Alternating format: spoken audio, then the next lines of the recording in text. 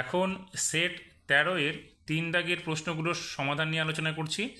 1 নম্বরটি বলছে সরল করতে, এটা সেট 4 এবং 8-এ আলোচনা করা হয়েছে, তবু একবার আলোচনা করছি এটা নিয়ে। এখানে আমাদের প্রথমে দেখো ডান দিকে রেখাবন্ধনী রয়েছে, এই রেখাবন্ধনীর অংশটুকু আগে আমাদের সমাধান করতে হবে। তাহলে প্রথম দিকে যা আছে আমি রেখে দিচ্ছি এখানে।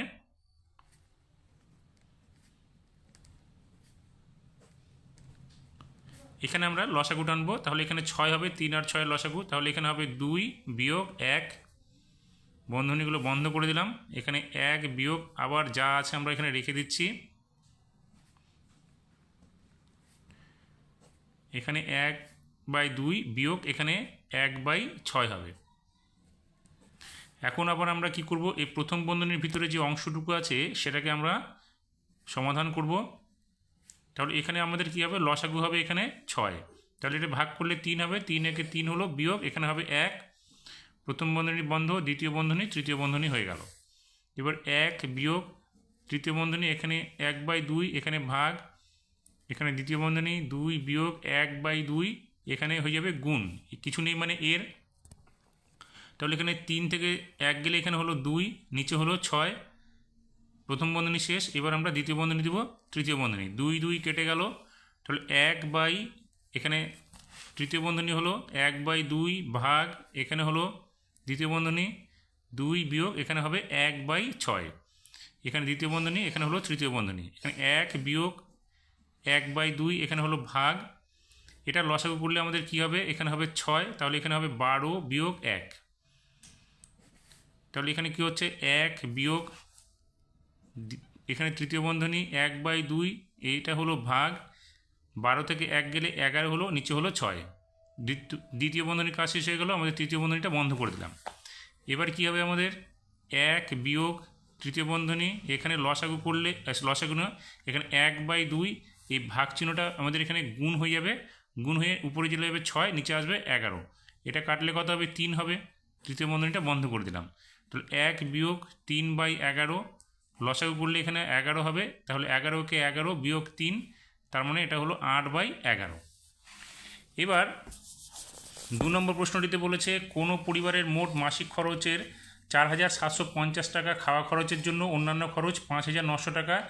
যদি খাওয়া খরচ 10% বাড়িয়ে অন্যান্য খরচ 16% কমানো হয়, তবে ওই পরিবারের মোট মাসিক খরচ কত বাড়বে বা কমবে আমাদের হিসাব করে বের করতে হবে। তাহলে মাসিক খাওয়া খরচের জন্য 4,750 টাকা, অন্যান্য খরচ 5,900 টাকা খরচ হচ্ছে, তাহলে মোট খরচ কত হবে 4,750 যোগ 5,900 টাকা। এবার এটাকে যোগ করলে কত হবে, এখানে হবে আমাদের 10,650 টাকা।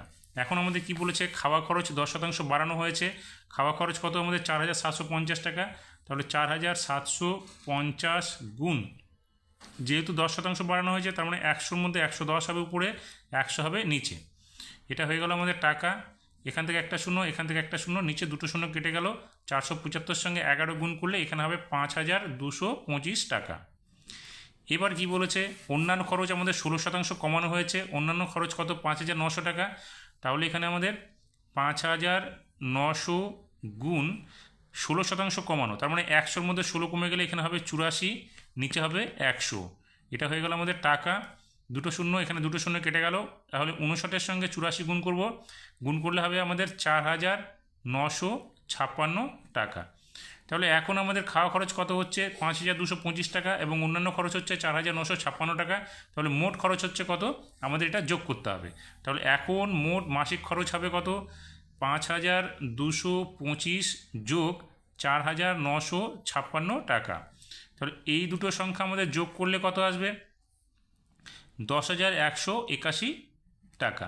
তাহলে আগে মোট খরচ কত হতো আমাদের 10,650, এখন খরচ হচ্ছে 10,181 টাকা, তাহলে এখন খরচটা কম হচ্ছে, তাহলে কত কম হচ্ছে আমাদের বিয়োগ করতে হবে 10,650 থেকে 10,181 টাকা, এটা আমাদের বিয়োগ করলে দাঁড়াবে 469 টাকা, তার মানে আমাদের আগের তুলনায় এখন 469 টাকা কম খরচ হচ্ছে। এরপরে এখানে 3 নম্বর অঙ্কটা আগের সেটগুলোতে 7 এবং 8 নম্বরে আলোচনা করা হয়েছে, 4 নম্বরটা সেট 12তে আলোচনা করা হয়েছে। এবার 5 নম্বর প্রশ্নটিতে বলেছে রোহিতের পড়ার বই ও গল্পের বইয়ের অনুপাত 4:3। পড়ার বই 24টি হলে গল্পের বইয়ের সংখ্যা কত, মোট বই কত হিসাব করতে বলেছে আমাদের। তাহলে আমরা কি করব, এখানে পড়ার বই ও গল্পের বই অনুপাত দেওয়া আছে 4:3, পড়ার বই কত আছে 24টি। আমরা এখানে যদি গল্পের বই ধরে নিই, এক্স ধরে নিই একটা সংখ্যা, তাহলে আমরা লিখতে পারি 4:3 সমান চিহ্ন এখানে 24:x। এক্সটা কি আমাদের গল্পের বই, যেটা আমরা বের করব। তাহলে এখানে আমরা লিখব বা 4/3 = 24/x। এখানে আমরা লিখে নেব ধরি গল্পের বই সমান চিহ্ন এক্সটি। তাহলে আমরা এটা এইভাবে লিখতে পারবো। তাহলে সুতরাং আমরা লিখব এটা। তাহলে এখানে কি হলো, বা 4 × x সমান চিহ্ন 3 গুণ এখানে 24 হয়ে যাবে, বা x = কী হবে 3 গুণ 24 বাই এখানে 4 দিয়ে এটা কাটলে 6 হবে, তার মানে 3 × 6 = 18। অর্থাৎ এখানে কি হলো, গল্পের বই সমান চিহ্ন 18টি এবং মোট বই সংখ্যা কী হবে, মোট বই পড়ার বই কত আমাদের 24টি আর গল্পের বই হচ্ছে 18টি। আমরা এখানে যোগ করে দেবো, তাহলে কত হবে 8 × 4 = 12, 2 হাতে থাকলো 1, 2 আর 1 আর 1 2 হলো, আর এখানে 2 4, অর্থাৎ মোট বই হলো কত 42টি।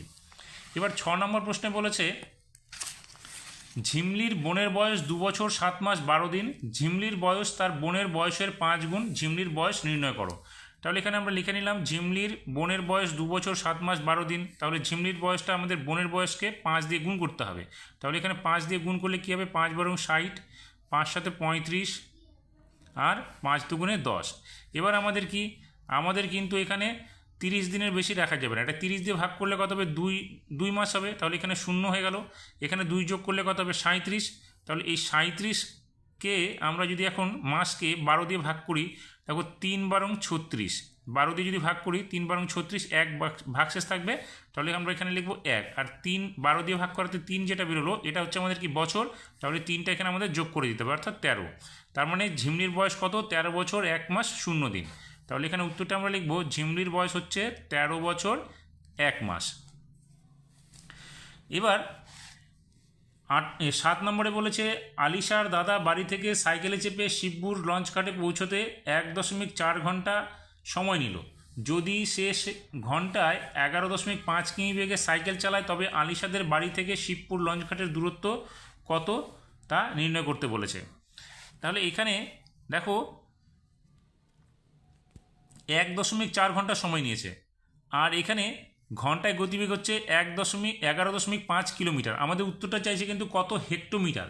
তাহলে 11.5 কিলোমিটারকে আমরা হেক্টোমিটারে নিতে গেলে 10 দিয়ে গুণ করব, সেক্ষেত্রে আমাদের কি হবে 115 হেক্টোমিটার। এবার আমরা কি করব, এটাকে আমাদের গুণ করতে হবে, কারণ সাইকেলের বেগ ঘন্টায় হচ্ছে 115 হেক্টোমিটার, আর সে পৌঁছাতে সময় নিল কত 1.4 ঘন্টা। তাহলে বাড়ি থেকে শিবপুর লঞ্চঘাটের দূরত্ব কত হবে, 115 × 1.4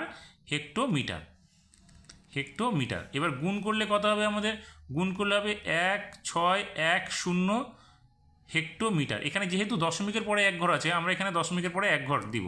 তাহলে আমাদের সংখ্যাটা কত দাঁড়ালো 161 হেক্টোমিটার। অর্থাৎ বাড়ি থেকে শিবপুর লঞ্চঘাটের দূরত্ব হচ্ছে 161 হেক্টোমিটার।